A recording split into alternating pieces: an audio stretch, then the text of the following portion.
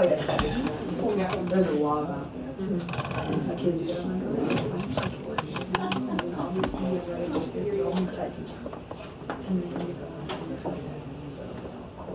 Okay, are you ready for a quiz? No. Yes. Sure, whatever. Are we allowed to do corrections afterwards? Maybe some extra credit? Are we having a test over this today? You didn't say anything about a test. Do I have to answer open response? I have a question for you. How do you think your students feel when you do this to them? This is what happens when we blank. Teach vocabulary We teach vocabulary first. That's what happens. So how puzzled were you? How frustrated would you have been day after day after day, 180 days of this? Well, it actually means a point P in space in relation to an arbitrary reference origin in the country of Basque. B-A-S-Q-U-E, which is in the northern part of Spain. It is not Spanish language, it's its own language. It's not in relation to any of the Romance languages, French, Italian, any So it of was a those. different language. Pardon? It wasn't, I was thinking it was like English. No. Not too bad. I was like, a non-native bad. No. Okay, so I hope, as Melissa said, I hope you realized I was trying to make a point.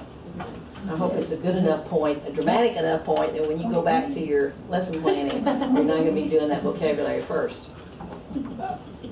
All right, so a couple of updates. We have new STEM lesson planning principles for you.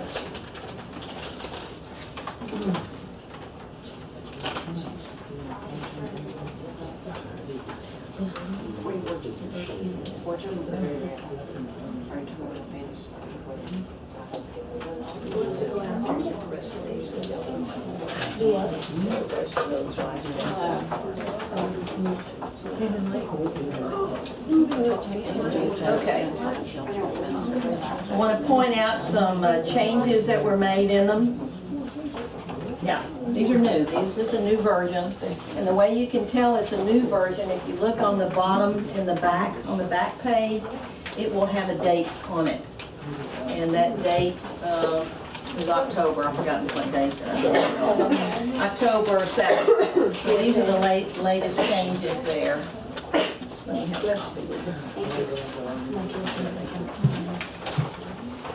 So what I tried to do is to make it more accessible to people who perhaps have not had the professional development you guys have, and that this really means these are things that students are doing.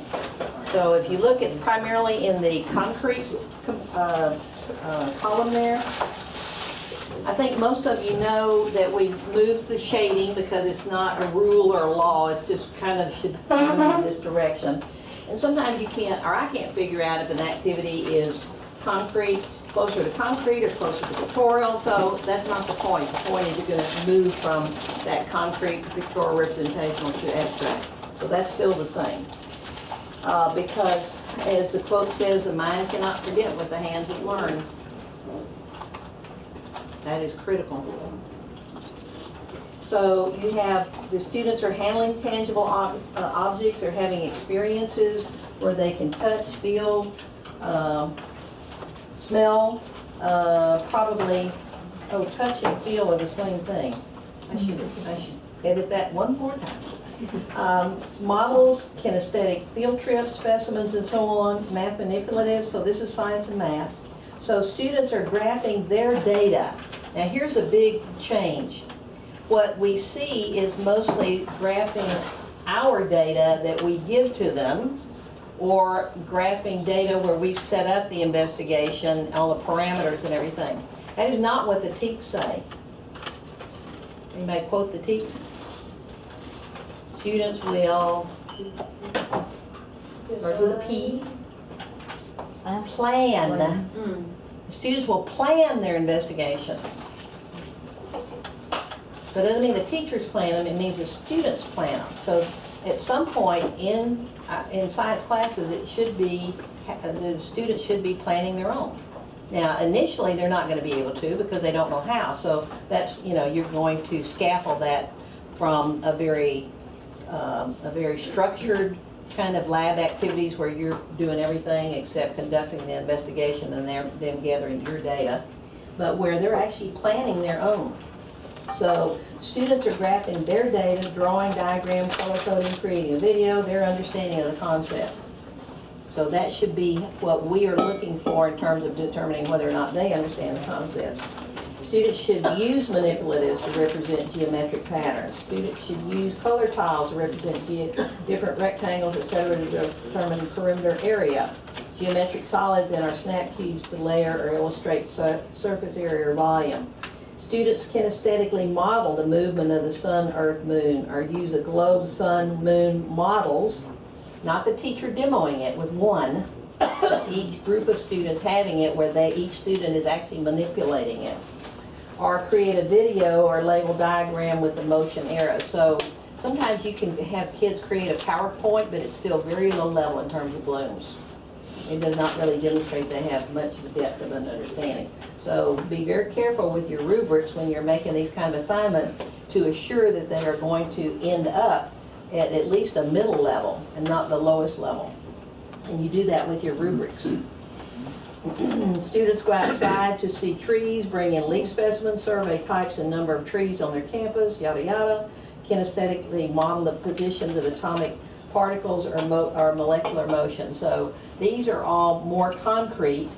And then the pictorial, the teacher is showing or demonstrating or giving graphs to students, etc. So you can see then, and finally, of course, the last is where we put the numbers and the words to them. So what I've tried to do is to take these first two columns and put them in a more, in language that even people outside of your professional development group are really going to understand what this means and where instruction should begin. And as I said, the dates on the back, so I'll go back and change feel and touch. Yes. I have a question. Would TPR, because that's like a, Total physical response. yes, for ESL, it's a buzzword, that's what I was trying to say. Total physical response where they are saying a word, doing a motion, so would that be considered concrete? For example, weathering, erosion, deposition? Because technically, No. that's vocabulary. Okay. But the- Okay. What good is it gonna do with a vocabulary word if they do that but they don't understand it? So if you can give them the concrete experience, that these hand motions or whatever you're doing, does that help you understand it or remember it? Sure, it's not bad. It's just not a substitute. So they've got, I don't care what language they speak or don't speak, But they've this- got to have that concrete experience because the concrete experience should be structured so they discover that pattern. Okay, so then I guess I don't understand if motion, take a rock and weather it, erosion, deposition, how that's any different than taking data and drawing a picture or drawing a graph. It's not. To me, then, To me, drawing a graph is going to be more abstract, but it's under picture or concrete, that's my But they're question. drawing But a graph their data. based on their data that they created. yes. So they went through the experience to get the data. They're not gonna graph erosion probably. So there's some concepts that they're typically not gonna, can you graph erosion? Well, sure, deposition, yes you can, but why? Is there a need to? Probably not. Okay, so just necessarily moving is not concrete. Just because it is kinesthetic, Correct. does not make it concrete. Unless they are modeling that concept kinesthetically, then it's not as concrete. If you're, these are like tricks to remember, whatever. Weathering and breaking down. Those are like and tricks, crossing. okay. But does this, this means I'm warming my hands to me, it doesn't mean weathering. So, you can't just assume that we give them some kind of motion and we attach a name to it, that is really conveys to them the idea of what it is. Quentin, did you have something you want to I add? was just gonna, so I was thinking, we just finished physical properties a few weeks ago in 5th grade. And one of the things that they did that I hadn't seen before was where they model by their body the solid, liquid, and gas. So- Molecular motion. Molecular motion, but at that point, they've already handled or used all 3 of them, so they've already had the concrete in the classroom. So it would be the same thing where you've already modeled, they've already done the lettering or approach and deposition, and then it's a reinforcing tool. Yeah.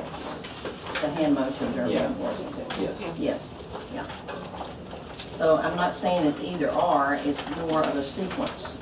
So you as a professional, you have to decide what is the most concrete experience that the student can have to understand that concept. Yeah, and I didn't teach you. Yeah. Okay, so the next handout are the assessment strategies. These, again, are, I don't know where it came from originally, but Dr. Browning and I went through and edited it. And you can see the edits that we put in are in italics.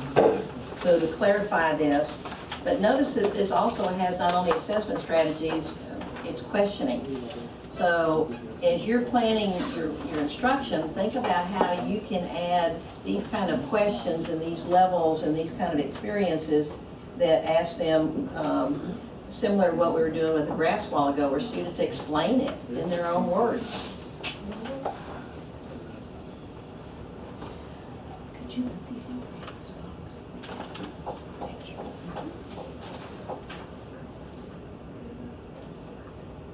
And then this is an idea that I think it posted before, but this is something that I saw in a classroom teacher's room that looked kind of interesting. And this is where they actually designated each class by their needs. She covered the names, of course, for the students. But the key is up here on the left. So SPED, 504, ESL, and I don't know what is it, scores? Probably just a little school. Scores is Yeah, I guess emotional. Yeah. Okay, so, but anyway, you can see, and to have a student teacher come into a classroom that's as organized as this, I think I'd have trouble if I had 150 kids remembering all of this kind of information. So if this was done at the beginning of school, when I first got the kids, this I think would be very helpful to get to know those kids better. So another idea. And then this one on interactive word walls. It's online. I didn't print it out in color because I looked at it and I didn't think it was as useful as the one that you just received there. Oh, Dr. West? Yeah. I have something that might help with the interactive word wall thing. I've been trying to do it this year and last year, and it's a work in progress. Yes, as So- most any strategy is. I think whenever Ashley was with me last year, we started it, and then I started this year, I'm like, wow, that was great, but in so many ways it's wrong. And she does the shower curtains, and my students love it because I bring out a great big giant shower curtain of knowledge. And then whenever you look at it, go, no. You throw it away because it's $1. But that would be my biggest piece of advice. It's going to Use a shower curtain. well, use your shower curtain, but it'll evolve into something better each time. This is primarily written for elementary. This, actually Professor who's here at Texas State has her own website that has a lot of ideas about word walls, interactive word walls, and then she's got a chart on the back that shows how you can move from good to best with it. Tim and I had a conversation about using his SIM model, and on this SIM model, it has the teachers identify the academic vocabulary, which is good, and make sure you limit it to only what students need to know. And Tim says he adds on his SIM model, because it's something that the kids see, he adds a vocabulary after they learn the concept, so that list of the vocabulary word is dynamic. And it's only added after they get to the understand the concept. We have, I noticed some of you got yours last summer, I think. We have some more of these if you want them. Tim actually got the larger size that we gave you a choice for last summer, and it's up in his room, and I kissed him after I saw it up there, so. Well, at least a hug, right? Yes. Yeah, so we have these if you would like to get yours today and you didn't get it this summer. All right, and the last one that I wanted to show you was the use of CHAMPS. And so some of you are familiar with this a lot, some a little bit, some not so much. So this is a management tool that districts, schools, or teachers have adopted as a whole.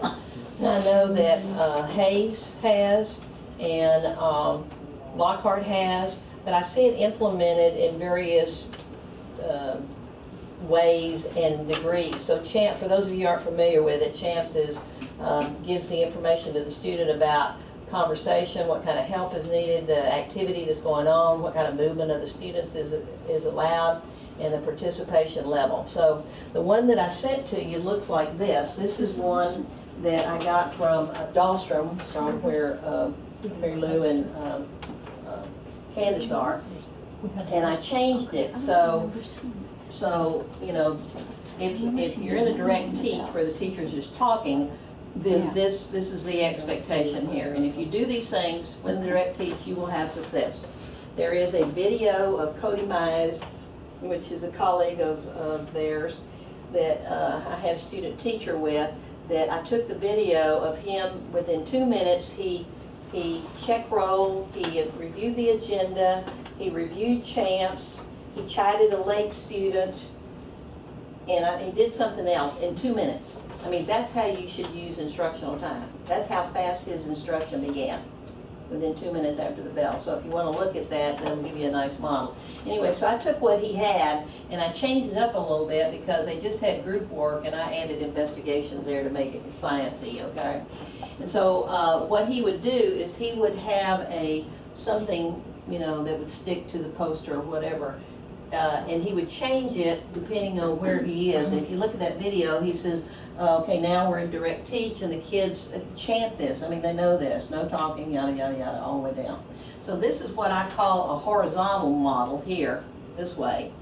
And you can, you know, I sent you the file, you can edit it any way you want to. This was just kind of my idea of it.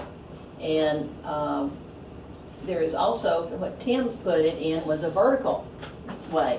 And see these little paws there? So he can move these within that level that he may want them to. They can use a group voice, they can ask a neighbor, work with a group, they can only move with permission. He says that one doesn't ever move, or something like that, rarely move. And group work, everyone turns in their work. So he's kind of taken that and put his own twist on it, but each of these pieces can move depending on what you want students to do. The problem is you have to remember to move it, and that just, you know, it takes practice. So I have been in classrooms where I have seen, you know, it moved within this one or moved within this one. I don't think it matters that much, except you have to actually use it. And what we see is of course, a lot of classroom management problems, and it has to do with the lack of a common procedure, and I think it has got to be school-wide. I think every teacher in the school has to use it. I think the administration needs to see that every teacher uses it, so the kids, it's essentially training them. There's just no other way around it. Can you go back real quick? The next one. What is PI? One group member raise hand. What? PI. On H, second. So primary investigator. Oh, got it. PI, primary investigator. Okay. Yeah, that was one I changed. Oh, right here, yeah. So I'm suggesting that one way to organize your classroom, you have to have roles. You should have some kind of social component, so it's kind of behaviors in there. And so using cooperative learning is very effective. It's old, there's a lot of research behind it, we know it works, but again, it has to be consistent. What does the S stand for again? What? Success. Success. if they do these things, they will be If they successful. do these things, whenever it's in any of these modes here, the student will have success. Oh. Okay. All right, so I've started trying to collect data on wasted instructional time. So these are some things that I've seen that I think I've shared with some of you, like going beyond the TEKS. I have a student teacher right now in 7th grade, and this teacher wants to add to the 5 cell organelles that are in the TEKS deliberately, so teachers would not go beyond that. Has started adding Golgi and all kinds of other high school vocabulary because the students need to hear those words. Really? Why? Why would you add all of that? I mean, it just makes kids feel stupid because they don't know what they mean. So, you know, going beyond the TEKS in different ways, that would be just one of them. Or actually teaching incorrect TEKS. The teachers do not understand the TEKS well enough to teach them correctly. You know, we've seen that. I won't give examples now. But poor or no lesson planning of the unit or the lesson, the individual lesson. Tim said he thought that one of the things Sim did for him is it helped him understand the TEKS better so that that unit or that lesson could be planned with fidelity to the TEKS. Poor or no pre-preparation of materials the week or the day before, waiting that, you know, that day before when they should have been done days before. Poor or no classroom or lab management routines. My student teachers have to have 2 sets of rules. They have to have a classroom set, you know, hand in your materials here, pick up your materials there, put your book bags there, you know, that kind of general stuff for their classroom. And then what do they do in lab? Because that's not the same thing as what they do when there's no labs set. Or, you know, a week ahead. Classroom or lab management routines, cooperative learning or something along that line, but it has a social component. So the PI is supposed to be encouraging the group, not allowing any kind of negative discussion or remarks or whatever, etc. And then lack of consistency. So if we're not consistent, then, you know, kids get confused and then you start having trouble with management. The other thing that I didn't see that I was going to add, and I hadn't added yet, was not assigning student jobs. There are things that you should not be doing as a teacher, that children should be doing. I don't care if it's high school or pre-K, because that helps them in a lot of ways, but it helps them also become a part of that instructional unit, if you would. It's their classroom. It's not your classroom. It is their classroom, and they should be, you know, having jobs. When we went into Amanda's classroom, there was this little boy who wanted to sweep up. He had the dustpan and the I don't know if he was through with learning whatever math he was supposed to be learning, but apparently that was his job, and he was on it, and he didn't, you know, he didn't wait to be asked. Perhaps he should have, but he didn't. Yeah, he's my sweeper. Yeah. Anyway, so that, you know, the idea of giving students jobs in your classroom, you should not be stapling papers. You should not be putting papers in alphabetical order. You should not be picking up their trash. Your room should be clean at the end of every period, and each student should be doing their part to clean it up. If they go into a messy, trashy room, then they don't value education because it reflects that you don't value education. And it's a safety issue. That's an OSHA standard. So the idea of being consistent, you know, with the routines is going to give you instructional time. Okay, I'll get back to the update shortly, and Laura So, has a story for you. first I wanted to share with you that it's all related to what we did today. And this lesson that y'all did, we got through a part that I don't do in my classroom. All that is just a summary of things that are learned over 6th, 7th, and, you know, before we ever tackle this. The piece we got to today was, that really stopped, is kind of where I would start in this unit, which is the concrete part. So if you will go to, let's see, part something is in here, where to go?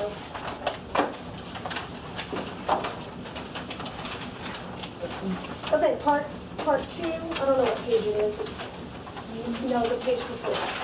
Yep. just this page is what I do with students. And it's using these dot cars that I don't have batteries in there, but you turn this machine on, and then the motor in here, every half second, this little thing goes in. Okay? You put a Sharpie in here, and the Sharpie comes out the bottom. So, what you do is get your sentence strips Oh, you said Sharpie. and roll this cart across the sentence strips, and it makes dots on the sentence strips. So what, I do this investigation, and no, I don't do the investigation. The students plan this investigation, give them the materials, they go. You give them the through- research question? Yes, their task is, they develop a plan to roll a dot card down a ramp. They record the time and position for each dot in the table, and then they're gonna analyze their data. And so, that's all that I tell them.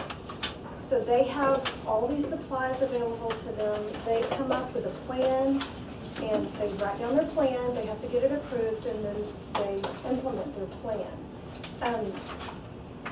I work with 4 other 8th grade science teachers who were like, I can't turn them loose. They need more structure. They need directions and fill in the blank and do this. And so I took what I did, I didn't have a handout really, I just said, this is our goal, so do this, I just told things. The other ones gave the handout, and so. This handout? No, they had A worksheet. a worksheet, yes, that was fill in the blank, look at this, where's this, write your answer, So, the STAR test came around, and the physics teaks that related to motion, some of Newton's laws, some of the not force, mass, and acceleration, it was the acceleration, velocity, and speed difference. My students scored about 30 percentage points higher than the rest of my school. And I really think it was because they had equity in this. They figured it out. I didn't do anything. They graphed it. We had a graph on the wall where they created it. Their data was their data, and so consequently it was their learning. And it just really hit home to me how important it is to spend that extra time and I need to be more hands-off so that they can be more hands-on and learn that material for themselves. So anyway, that was a story I happy asked her to story. bring. Yeah, so if y'all want to play with these and you have batteries, then I'm more than willing. We have batteries, and the interesting thing is Russell and I did this same thing 20-something years ago, was it, Russell? Yeah, with a original tool that physics used to use. It's kind of interesting, they've come up, take that back to Russell, let him look at that. Remember the dot on the paper? You mean their tablet or carbon the thing they paper. invented that, where they had a person's job was to be that tablet? You pulled the tape. Yeah. And someone's job was to close their eyes. Pull the tape, yeah. You need one. Yeah, because our That was the best. So when I tell you that a lot of these activities are oldies but goodies, don't dismiss them just because they're older. Well, that's because you're young, honey. That's neat. Okay, so I want to have this serve as an introduction. I did an hour-and-a-half presentation on streamlining the science teach for the Dallas-Fort Worth metro area science supervisors. And I also wrote an article in the STAT newsletter called Streamlining the Teach, the Tail Wagging the Dog, because it seems like, we're the dog. Turn this on, it actually works now. So we're the dog, but there are other things that are driving us. And I think it's our fault because we had not taken charge of our discipline. So I call this the approximate history.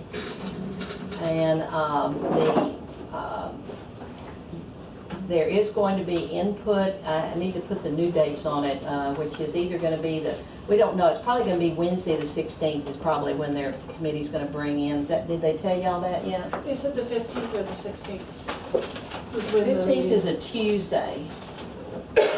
So, anyway, and you're invited to have input on it online. I think we sent out that information, TEA sent out an email regarding it. The idea about our standards being an inch wide and a mile deep is old. I started hearing it back in 1989, so even our discipline is saying it's an inch wide and a mile deep. And so we need to think about what's really important for students to know. The AAAS also put out what they call the 5 criteria for content selection, and I suggested to TEA that the writing teams be given these professional standards. I assume they did not, but you guys had them. But, you know, why would you teach something? Well, it could be useful either in making personal decisions or something, you know, whoa, what happened, buddy? Could be social responsibility, like making voting decisions. It could be important knowledge, and important knowledge means that it's just so pervasive in our culture that an educated person would know this. So it doesn't mean all these minutiae details like Golden Body, for example. But, you know, what is truly important? What does a graduating senior need to know to be able to make decisions about healthcare, purchases, voting, you know, these kind of things. Philosophical value means that they should have students, require students to think deeply about important things in life, like life and death, etc. And then sometimes you just do it because it's fun, and that's okay.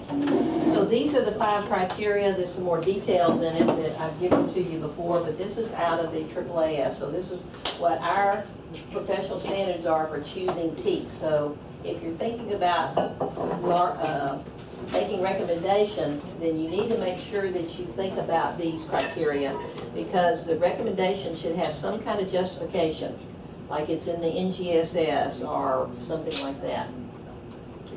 The 2019 was told to reduce the TEKS. We took out names, dates, some concepts, and we paid little attention to the verbs. I told y'all that.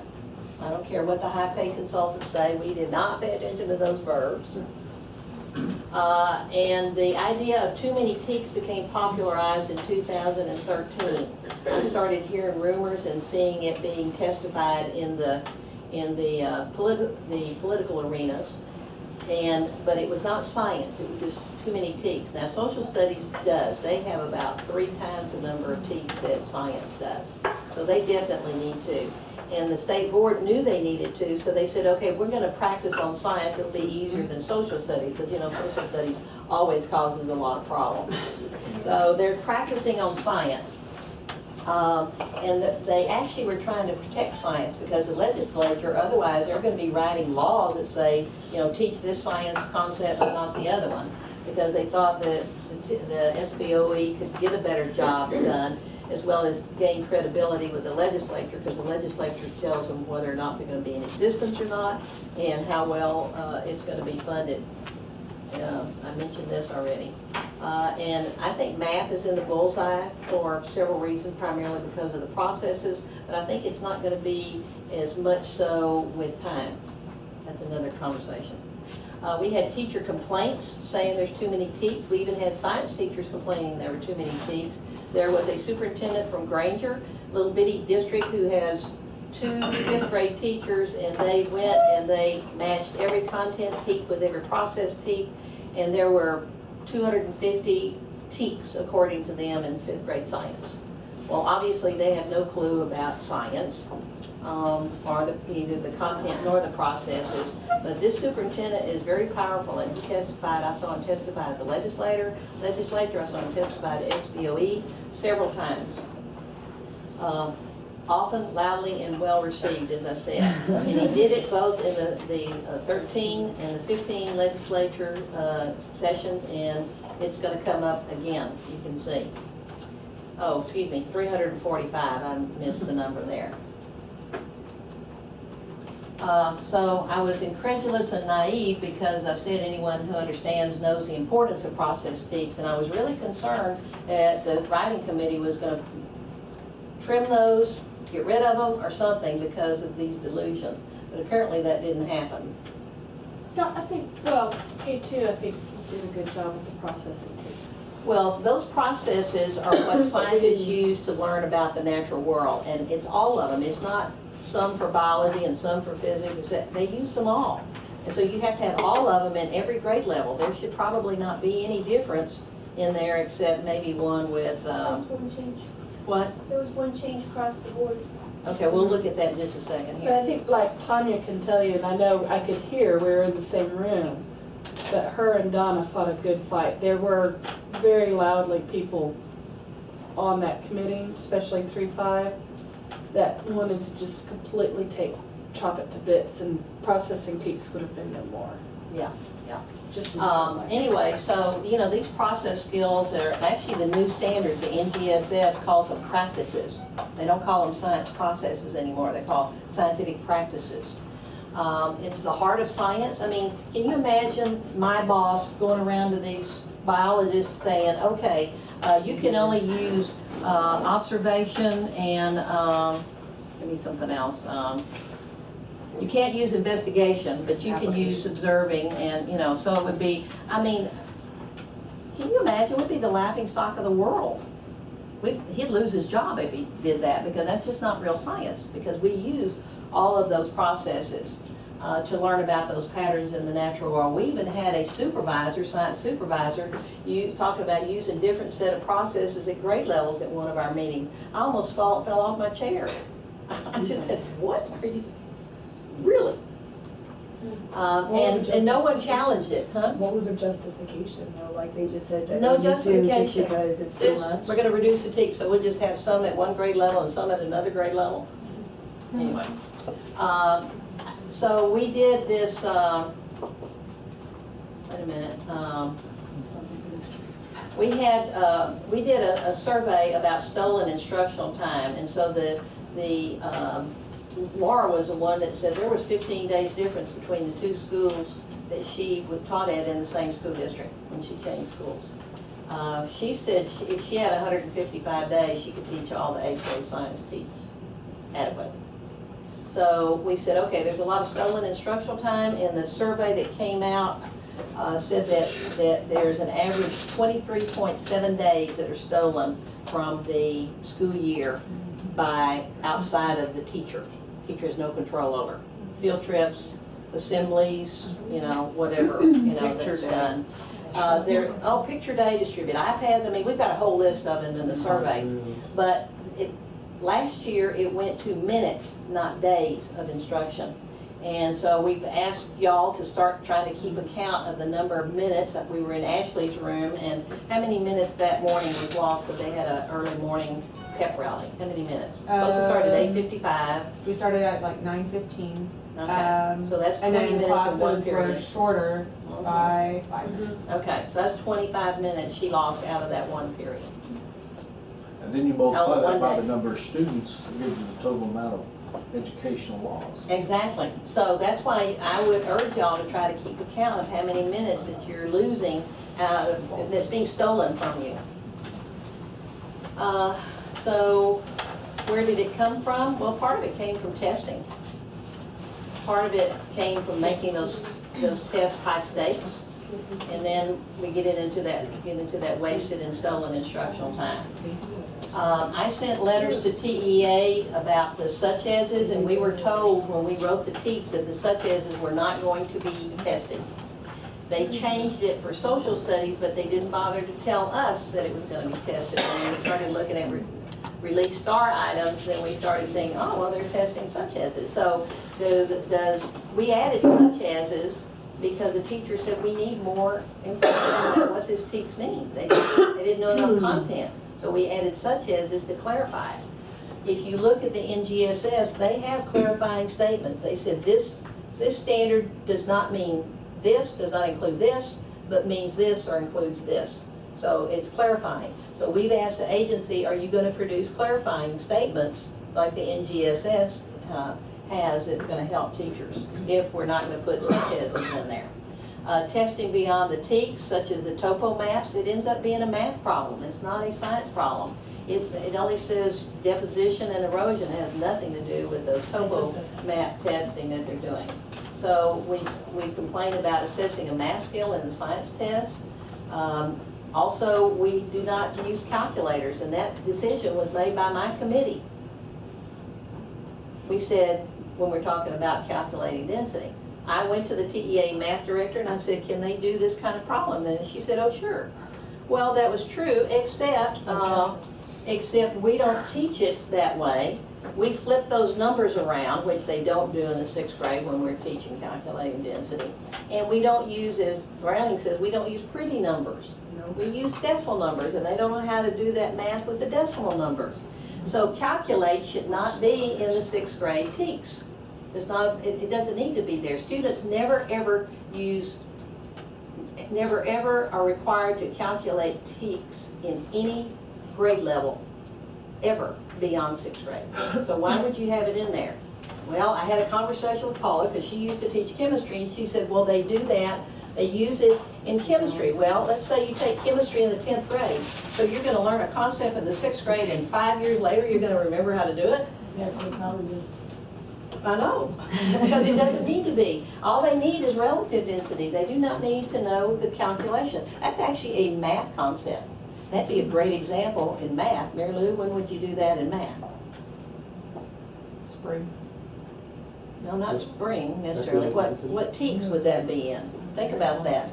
We need that information. Don't they calculate volume in 4th grade? Yeah, volume's not the same. That's in your TEKS to calculate volume? Or they find the volume? They find them. That's different. That's not calculating TEKS. That's not calculating the volume. They read a cylinder or a beaker or something. Which is more volume. Well, they do length times width times height In math. in 4th grade. Based on But even numbers. that's not division of decimals. Well, not decimals, But those are even numbers, aren't they? They're not using decimal numbers. No. They're not flipping those letters around, those formulas, those equations around. Flipping for better. All they're doing is multiplying. Well, they're also understanding the concept of it, but mathematically, that's all they're doing is multiplying. Yeah, so it's not the same thing. Adding vocabulary beyond the TEKS. If you look at the TEKS on complete circuits, that's all it tests is complete circuits. Does the light bulb go on? Do you know how to keep from getting electrocuted with a complete circuit? That's all it says. In one of the star items, they mention the word series, and so the next thing I know, I'm going into a classroom and they're teaching parallel and series circuits. Well, that's not what the TEKS say. So, you know, STAR has added to the problem, and then teachers teaching beyond it with knowing the difference between parallel and series, because that's not in the TEKS at all. Nothing. But then aren't they tested something, I mean, referencing like math? No, They'll say they are something not to tested on this. Where you see is in one of the stems, it says a series circuit. Well, they didn't have to say that. All they had to say was in an electrical circuit. They didn't need that. They did not need to name it. It didn't help the student at all. That was in And then TEA said they disagreed with me. Well, that's okay. I've been disagreed with by TEA oftentimes, but you know what? I said it in public. So if you say it in public, they're going to pay attention to it. And I said it at the state board meeting, and we brought this up, and we'll bring it up again at the November meeting when we start talking about that, because that has a lot to do with how we're going to write the TEKS. And you can challenge it. Quite frankly, I think if you have problems with scores and they're missing these kinds of TEKS, I think you could challenge it, because they're not testing the TEKS. So if there are too many TEKS and they're true, if so, why are they? When we talked about the loss of instructional time, here is the chart I was telling you about. So right here, it's the total lost days were 22.7 days. So it included test days, which were 7% of the day, 7.1, and then other days that were not test days, 5.5. So they lost 12.6 days of instructional time, and I think that's probably a win. Because you don't have 12 days of instructional time. You know, you got beginning of school and all that kind of stuff, so you're not really teaching the TEKS for the most part there. We sent a letter to them about the committee needing to meet more because they didn't have enough time, and I think they actually gave you an extra day, one of your teams an extra day.